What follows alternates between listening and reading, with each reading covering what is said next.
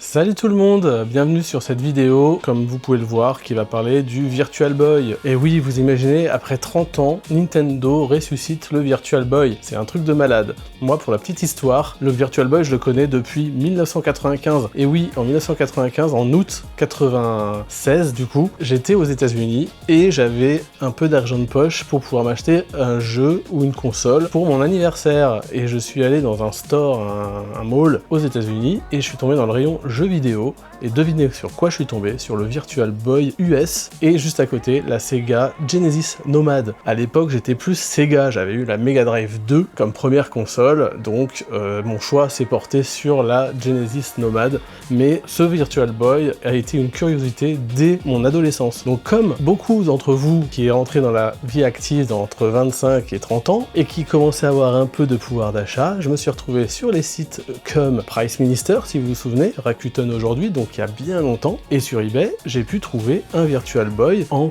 2005-2006. Donc je la connais depuis quand même pas mal de temps, cette console. Bref, revenons donc à Nintendo. Le 17 février a décidé de ressortir le Virtual Boy, mais en coque vide. Et non, ce n'est pas celui-là, le Virtual Boy de Nintendo pour Switch 2, ça c'est un vrai, comme celui-ci. Ça c'est la boîte originale sortie au Japon. D'ailleurs celui-là, vous voyez, c'est un bel exemplaire que j'ai, qui est neuf, enfin neuf, il a 30 ans, mais il n'a jamais été utilisé à l'intérieur, c'est nickel. Bref, on n'est pas là pour ça, on est là pour celui que j'ai reçu de chez Nintendo. Ah oui, c'est bien rouge. Hop là, vous le voyez en premier avant moi. Waouh, c'est bien rouge. On a un beau Mario à l'intérieur. Donc, le Virtual Boy, c'est assez lourd, effectivement, et en fait, comment dire,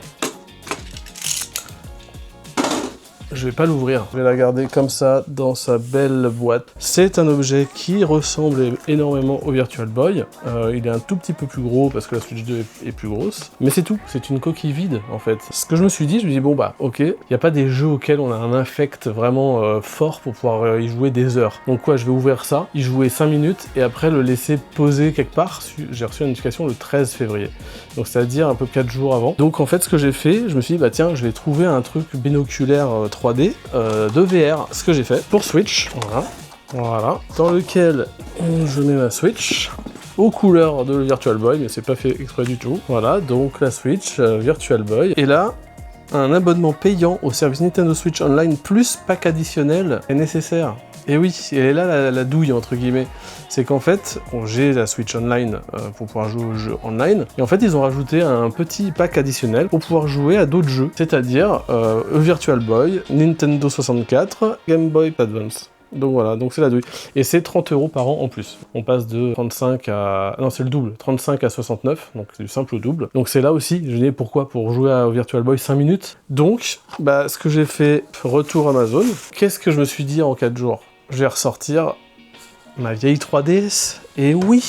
Donc 3DS, New 3DS XL, et donc j'ai appris que, alors la 3D, moi j'adore la 3D, je suis stéréographe, donc je peux faire des films comme Avatar avec 2 caméras, et la 3DS a donc un système lenticulaire avec 3D sans lunettes. Et j'ai appris qu'il y avait un émulateur de Virtual Boy sur 3DS, le Red Viper. Bah voilà, c'était tout décidé, Red Viper en 3D, et là, bah voilà, j'ai toute la ludothèque, parce que j'avais commencé la collection de Virtual Boy de tous les jeux, hein, mais pareil, c'est un bras. Par exemple, Space Invaders, 900 €. Le Virtual Lab Japan, c'est dans les 1000 €. Gundam, 5000 €. Et je crois que le plus cher, c'est 8000, c'est le Virtual Bowling, qui est là. Voilà, donc une ode, on va dire, un hommage à la Virtual Boy. Je pense que c'est cette version-là qui est vraiment top, la version sur 3DS. Donc je vais garder cette magnifique boîte avec le Virtual Boy 9, voilà, les deux, comme ça. Voilà, c'est parfait. Mais j'ai pas fini. Donc l'idée depuis au moins 3 ans, c'est de réunir 2 Virtual Boy pour pouvoir jouer à 2 à des jeux homebrew comme Hyper Fight 32. Et du coup, il nous faut 2 Virtual Boy. Deuxième Virtual Boy, voilà, avec un petit numéro de série, parce qu'en fait, la maladie de ces consoles, c'est les rubans en fait qui se dessoudent. Je les ai fait réparer, solderiser, si je peux dire, par Modding Marius, super gars qui travaille très bien.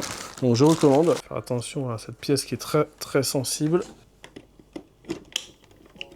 La première fois que j'ai allumé ce Virtual Boy, c'était très troublant de ne pas avoir on-off sur la machine, mais sur la manette. Ah bah celui-là il a le USB, tiens, je vais pouvoir l'alimenter en USB, donc parfait. Alors oui, USB-C, mais pas en 5 volts. Ok, donc on a 2 Virtual Boy, mais il faut le relier. Play Link, donc là on a 2 Virtual Boy, donc l'idée en fait c'est de les mettre face à face, on va dire. Comme ça. Et donc voilà, les deux Virtual Boy, beau projet, mais je vais pas pouvoir aller jusqu'au bout et mettre les jeux, passer sur la partie software, car je dois partir chercher mon fils chez la nounou. C'est super, voilà, à bientôt, salut, à la prochaine, ciao.